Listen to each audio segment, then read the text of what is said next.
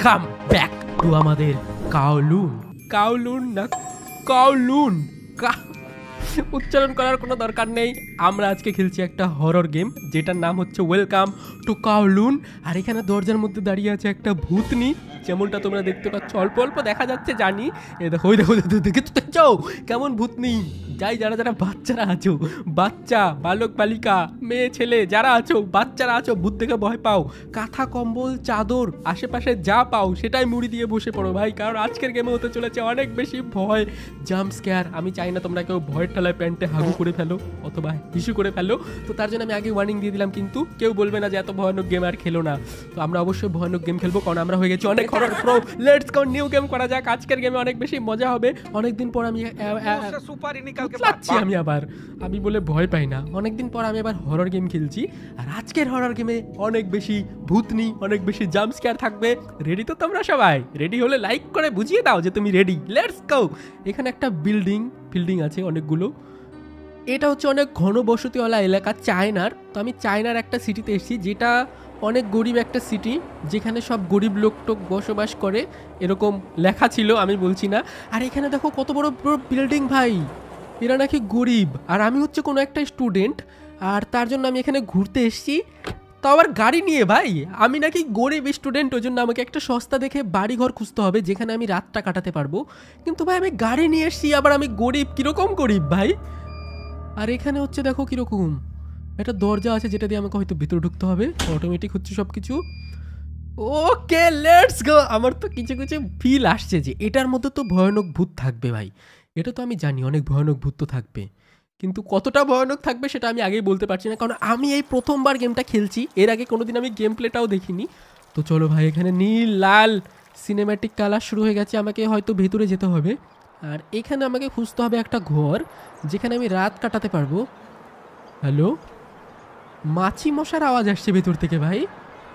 কেন আসছি আমি এই সিটিতে? হ্যাঁ ভাই, এমন ভয়ানক কিছু না থাকে যে আমি আবার প্যান্টে হিসু করে দিই ভাই। হাসাহাসি করার আওয়াজ পাচ্ছি, দেখো কতগুলো মিটার এখানে। তার মানে বুঝতে পারছো তোমরা কতগুলো বাড়ি ঘর এখানে আছে, কতগুলো মিটার দেখো। যাই হোক ভাই, চলো আমাকে যেতে হবে এই সাইডে, আর আমাকে কোনো হয়তো বাড়ি ঘর খুঁজতে হবে। Let's go. কোথায় যেতে হবে আঙ্কেল আন্টিস? কেউ কি আছেন এই গলিতে? আমি কি বেশি রাত করে এসে ফেলেছি? আমি কি এখন কোনো বাড়িঘর খুঁজে পাবো না নাকি? সামনের দিক থেকে মিউজিকের আওয়াজ বেশি আসছে ভাই। সামনে একটা প্যান্ট শার্টও ঝুলানো আছে।